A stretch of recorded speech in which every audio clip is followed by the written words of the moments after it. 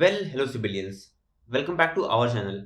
And today we'll be talking about the 10 advantages of growing up poor. So, let's begin.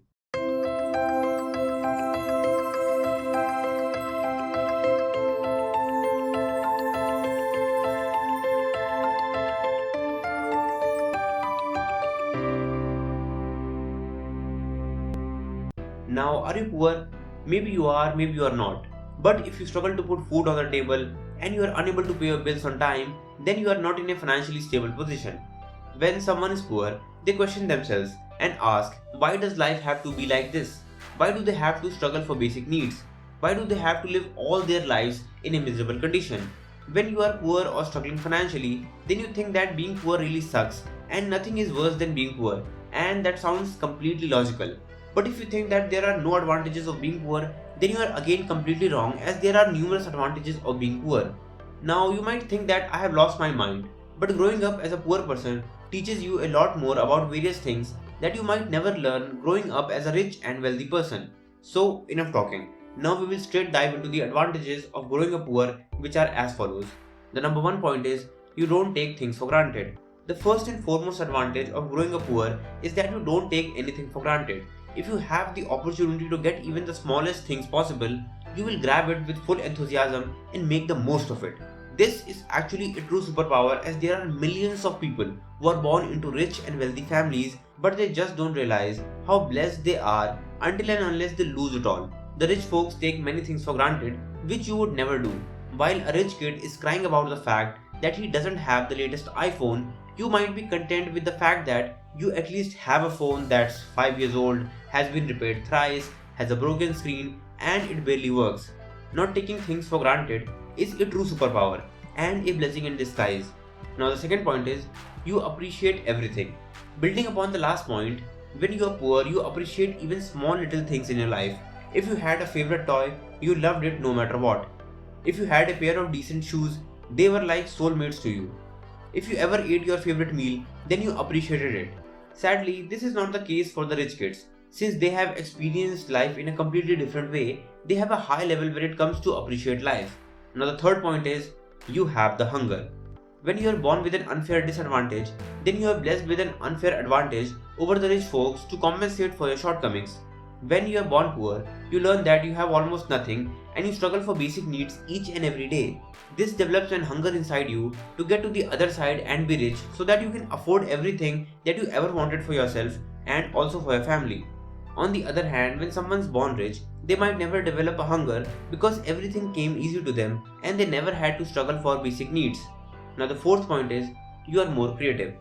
When you are born poor, you automatically become more creative as you learn to do stuff with the least amount of resources. Since you don't have the luxury of buying something at its full price, you have to use your brain to do the same things in a fraction of the cost.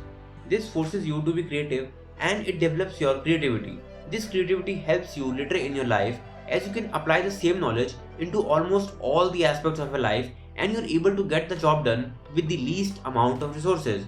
This also makes you more innovative and efficient.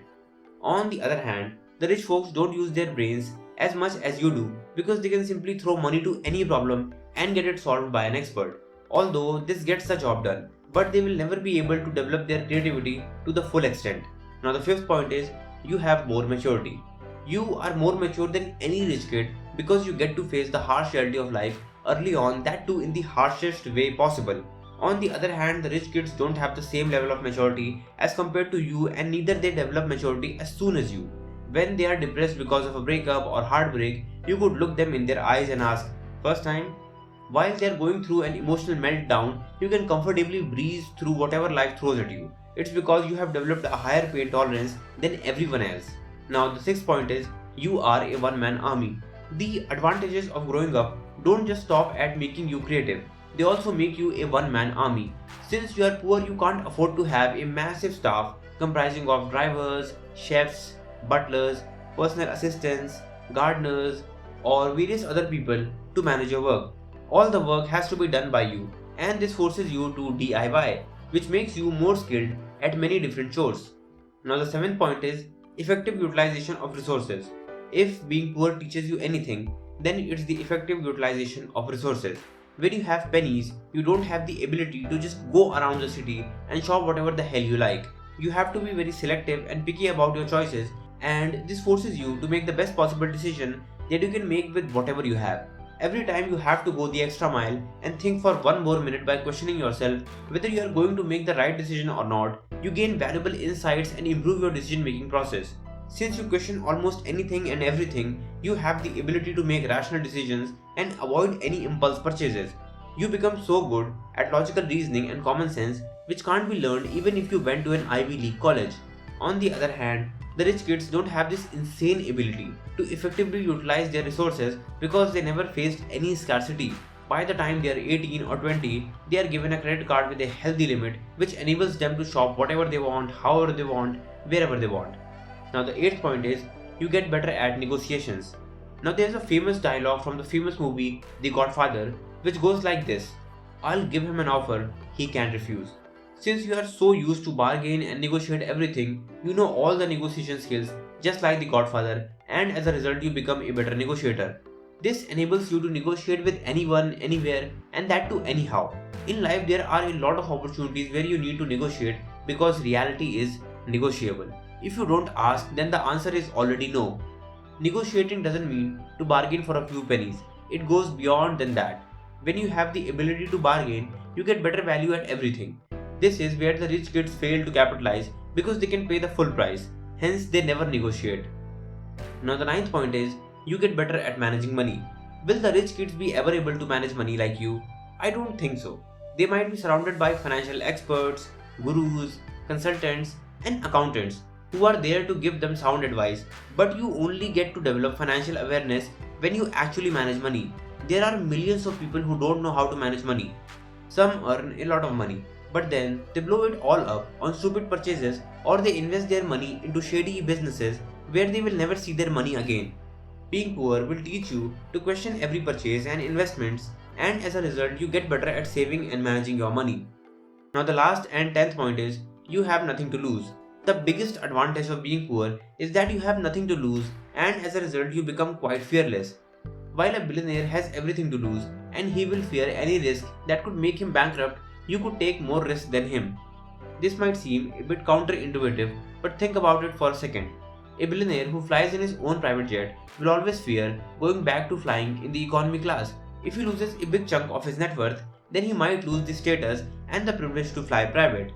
But in your case, you don't have any means of flying and you simply have to walk for long distances just to save some money. Maybe you are using public transport or using a vehicle that's 15 years old which is almost obsolete. When you are at the bottommost level, then the only way to go is up. While a billionaire who is already at a high level could fall down, you are already down. What else could go wrong from here? To put things in perspective, we will give you an example. If you are single and you ask someone out, your maximum loss could be that they will say no. You were single before and you're single after asking them out. What did you lose?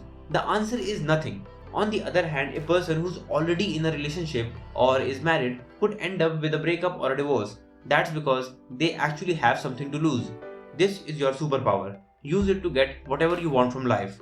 Now, to sum it up, you don't control where you were born, when you were born, and in which family you were born to.